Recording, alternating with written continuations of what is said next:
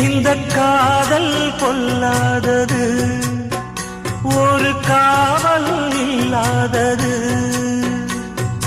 ஊதக்காத்தில் வஞ்சி மாது ஒத்தையிலே வாடும் போது போர்வை போல பொத்தி அணைப்பே.